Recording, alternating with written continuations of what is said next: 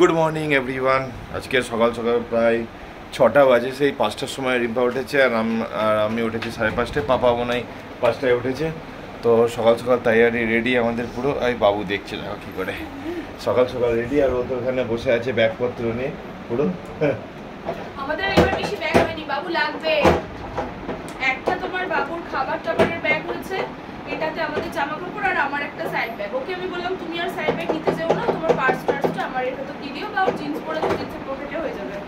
চলো বেরোই, চলো যাই, কারণ আমাদের এখানে 6:48-এর ট্রেন আছে, এসিতে টিকিট বুক করা আছে। তো ওখানে যাব, তারপরে সোজা যাব কোথায়? একদম কলকাতা।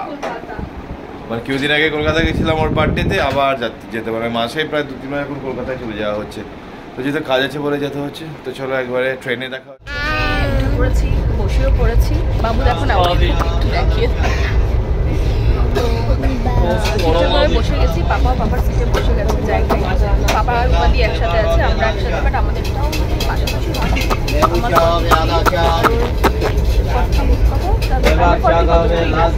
47, মানে ওইটা একদম পেছনে, এইটাই অ্যাডজাস্ট করা যাবে। চলো ব্লগটা তোমরা লাস্ট অবধি দেখো আর এনজয় করো। ওই যে ও দেখো বলছে, আমি যেরকম বলছি সেটা। নেমে গেছি, এই যে রূপাদি, আমরা একসাথেই যাচ্ছি সেমিনার। এখন আমরা একটা রুম নিয়েছি, তোমার ওই যেখানে সেমিনার হবে সেখানেই, রাজন্যারা ওখানে আছে, আমরা ওখানেই রুম নিয়েছি। একসাথে গিয়ে ওখান থেকে রেডি হয়ে বেরোবো। এখন পুরো ঘাটিয়া হয়ে আছি, ঘুম নেই। সো ফাইনালি আমরা শিয়ালদা নেমে এখন ক্যাব বুক করে নিয়েছি, চলে যাচ্ছে আমাদের ডেস্টিনেশনে। সবাই আমরা বসে আছি সামনে। বাবু কিন্তু ঘুমিয়ে নেই, ও ওদিকটা সাইডে দেখছে, ওই রাস্তা দেখছে। সামনে আছে দিদি, পাপা এখানে, মাঝখানে আমি আর বাবু, আর তোমাদের দাদা ভাই এখানে। এই তো যাচ্ছি। তো চলো একবারে আমাদের সেমিনার হলেই দেখা হবে। না তার আগে হোটেলে। আমরা তো হোটেলে চলে এসেছি। ওই যে রূপাদি দিদি, একবার তাকাও। ওই যে মুয়া রূপাদি আজকে আমার কাছে আছে। যখন আমি নিজে সাজবো না, রূপাদির কাছে সাজবো। রূপাদিকে বললাম তুমি যা যেরকম হয় হালকা একটু কিছু করে দাও, তো রূপাদি করে দেবে। আর আমাদের এমনিতে বেশি সময় নেই হাতে, বলো মানে হ্যাঁ তাড়াতাড়ি করে বেরোতে হবে। তো চলো একদম এখন তো দেখে সাজার পর দেখো। ফাইনালি আমি পুরো রেডি। আগে আমি আমার ড্রেস আপ থেকে সব কিছু দেখাই। এই যেরকম একটা ড্রেস কোড সেমিনারে যাতে ঠিকঠাক লাগে। এইবার আমি একটু ক্লোজে আসো, হ্যাঁ এখানেই থাকো। হ্যাঁ এবার আমি আমার মেকআপ, মানে আমি রূপাদির কাছে ফার্স্ট টাইম, মানে একদম বলতে পারো 15 মিনিটে দিদি আমাকে মেকআপ করিয়ে দিয়েছে। মানে আমি বললাম দিদি তুমি যখন এখানে আছো, তুমি এত সুন্দর মুয়া, এত সুন্দর মেকআপ আর্টিস্ট, তো তোমার কাছে আমি আজকে তুমি যেটা পারবে করো। আমি যে শুধু চোখটা একটু বন্ধ রেখেছিলাম, কি যে করলো আইব্রোতে আমি জানি না, মানে এত সুন্দর। দেখো একটু ক্লোজে এসো, আইব্রোটা মানে আইব্রো থেকে শুরু করে মুখে তাড়াতাড়ি করে এত সুন্দর মেকআপ করে দিল না, আমি পুরো ফিদা গো। দিদি আর আমি মিলে প্ল্যান করছিলাম যে এবার আমি একদিন সুন্দর করে একটা শ্যুট করব, দিদি আমাকে মেকআপ করে দেবে, আমি সুন্দর করে সাজবো দিদির কাছে। আর মানে দিদি মেনলি, সত্যি কথা আজ বুঝলাম দিদির কাছে সবাই কেন এত সাজে। রিয়াল আমি রিভিউটাই দিচ্ছি, দিদি ন্যাচারাল লুকটাকে রেখে মেকআপ করে। ওই যে দিদিও রেডি, আমরা এখন বেরোবো, তাই তো? চলো। রাজন্যা রানী ও রেডি হয়ে গেছে, ও তো ফুল একদম ফর্মাল, যেটা একদম পুরো যায় সেমিনারের সাথে। কিন্তু ও আমাকে বলেছিল ও এরকম টাইপের ড্রেস পরবে, সেই জন্য আর ওই যে দিদি, আমরা 3জন এখান থেকে যাচ্ছি, দাদা আছে ওখানে আর তোমাদের দাদা ভাই আছে, আমরা 5জন। চলো একদম ওখানে গিয়ে দেখা হচ্ছে। এই যে তোমাদের দাদা ভাই দেখো একদম পুরো রেডি। এই যে ড্রেস আপ, ওর জুতো প্যান্ট, খুব ভালো লাগছে তোমাকেও। চলো মাশাআল্লাহ মাশাআল্লাহ। চলো আমরা রোদে পুরো ঝলসে গেলাম, এত গরম লাগছে কোট ফোট করে। রূপাদি সব থেকে ঠিক আছে, একদম হোয়াইট হালকা, আমরা দুজন কোট করে গরম লাগছে। আর এখানে পুজোর একটা প্যান্ডেল করছে, বলো সুন্দর লাগছে। ব্যাকে দেখাচ্ছি তোমাদেরকে। এই যে এখানে দুর্গাপুজোর একটা প্যান্ডেল করছে, তবে কলকাতায় সেরকম একদমই মানে তোড়জোড় নেই। এবার বল পুজো, খুব সুন্দর লাগছে না প্যান্ডেলটা? খুব সুন্দর লাগছে। এই গাড়িটা কাল যদি আমার হতো। তোমাদের দাদা ভাই আর এক দাদা ভাই দেখো দুজন মিলে সামনে বসেছে, আর আমরা দেখাচ্ছি ব্যাকে। আপাতত একটা ট্যাক্সি নিলাম, এখান থেকে 5 মিনিট তই। এই যে এইদিকে এইদিকে ওরা এখন সেলফি তুলতে ব্যস্ত। আমরা এইভাবে বসে, চলো। এই যে চলে এসেছি আমরা আমাদের ডেস্টিনেশন মহানায়ক উত্তম মঞ্চ। চলো ভেতরে যাই। আমরা চলে এসেছি মহানায়ক উত্তম মঞ্চে। আর যাওয়ার আগে এই যে মানে বাইরে দাঁড়িয়ে রাজন্যা তো কোটটা পড়ছে, আমি রূপাদিতাই ওয়েট করছি, তোমাদের দাদাভাই ভিডিও করছে, আর একটা দাদাভাই মানে রাজন্যার হাজব্যান্ড উনিও ওয়েট করছে। তো চলো আমরা সব একসাথে ওপরে উঠছি সেমিনারের জন্য। এটা কিন্তু বহু পুরনো, মহানায়ক উত্তম কুমারের যে মঞ্চ ওনার নাম দিয়ে প্রসিদ্ধ রয়েছে, এটা বহু পুরনো। আর আমাদের মানে কোথাও বলে না প্রচলন রয়েছে কথায় কথাকথিতভাবে, ওই আর কি। তো যাই হোক চলো আমরা এবার ভেতরে ঢুকি, সেমিনার হলে ঢুকি, তারপরে বাকিটা তোমরা দেখো। এই যে সেমিনার হয়ে গেছে শুরু, আমার মামার মেয়েও চলে এসেছে, এই যে রিয়া, আর ওইদিকে তোমার আশিফা ওর হাজব্যান্ডও এসেছে। বেশ ভালো লাগছে, আমার টিম থেকে আমি যে কজনকে আসতে বলেছিলাম সবাই এসেছে, মানে এটাই আমার কাছে অনেক বড় পাওয়া। আর এসেই যে আমাদের আমজাদ স্যার আমাদেরকে বলছে সামনে বসো সামনে বসো, বললাম স্যার বেশি সামনে বসবো না, এখানেই ঠিক আছি। এখানে হচ্ছে কি বরণ করে নেওয়া হচ্ছে আমাদের যারা সব উপরে রয়েছে, ক্রাউন মাস্টার, ডায়মন্ড মাস্টার, ওনারা সবাই এসেছে। তো ওনাদেরকে বরণ করা হচ্ছে, সবাই সাউথ কোরিয়া থেকে এসেছে। এই যে রূপাদি, রাজন্যা, আমিও রয়েছি, সব আমি তো ভিডিও করছি জন্য আমাকে দেখাতে পারছি না। যে মোনালিসা দি, সবাই আমরা একসাথে বসেছিলাম, বেশ কিন্তু ভালো লাগছিল।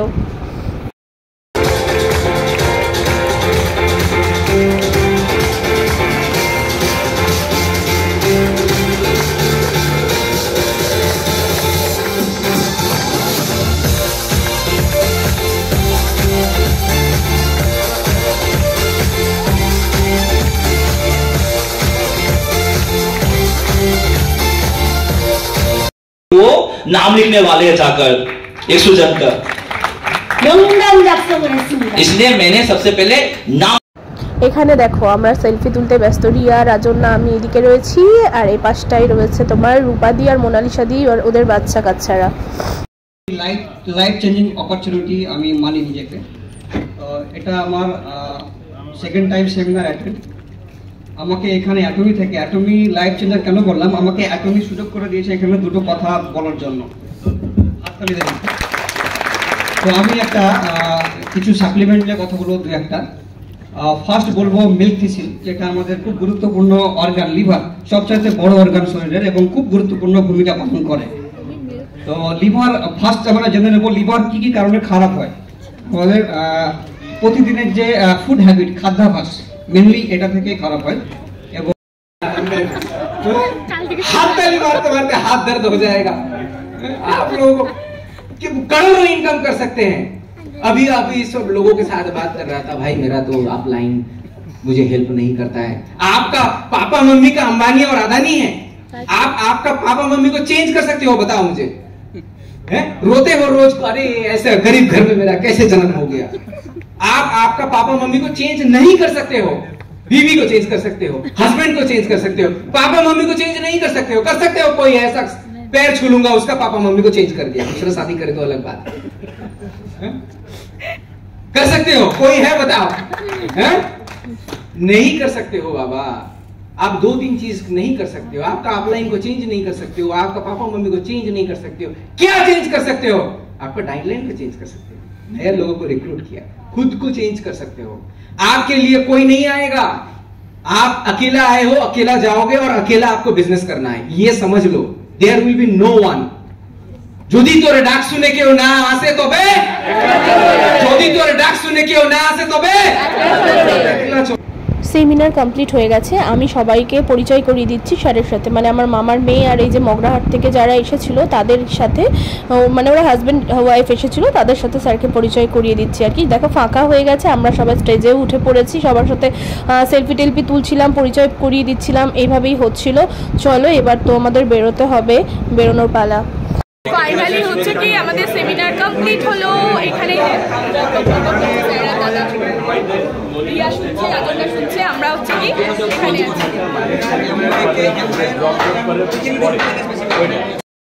সেমিনার কমপ্লিট করে এইসবে রুমে এসে বসলাম, দিয়ে ফ্রেশ ট্রেশ হলাম। রাজন্যারও তো পাশের রুমে আছে, ওরা একটু বেরোলো।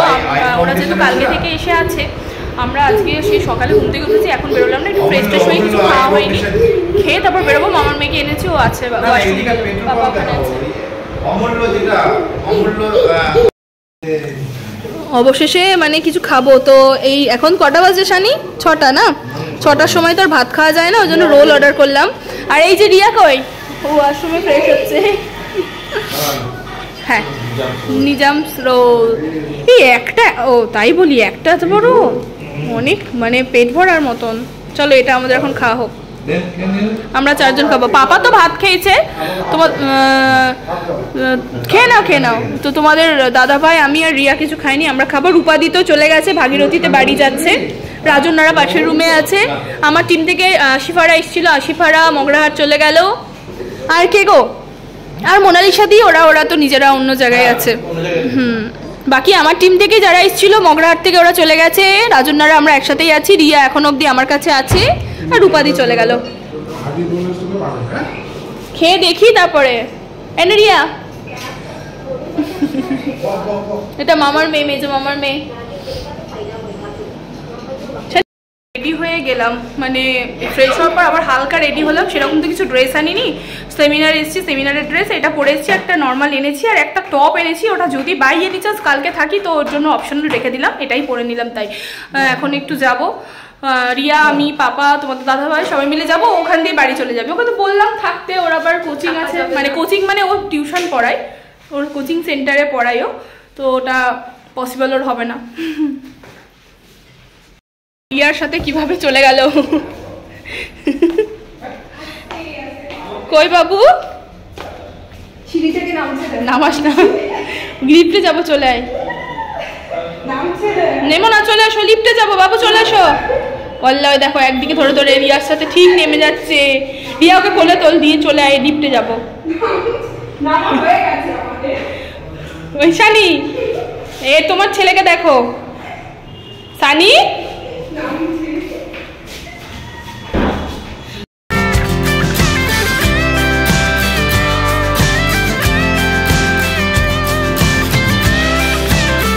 মার্কেটে মানে রাস্তায় ভিড় নেই, কিন্তু সিলেদার্সে দেখছি যত ভিড়, কি ভিড়। আমরা এখন এসেছি সিলেদার্সে, ভীষণ ভিড়। বলো তো ওদের ব্যাক ক্যামেরা একটু দেখাই, দেখো খালি ভিড়টা দেখো, ভিড়টা প্রচুর ভিড়, মানে এখানে তো শুধু সামনেটা, ওদিকটাতেও প্রচুর ভিড় রয়েছে, প্রচুর ভিড়।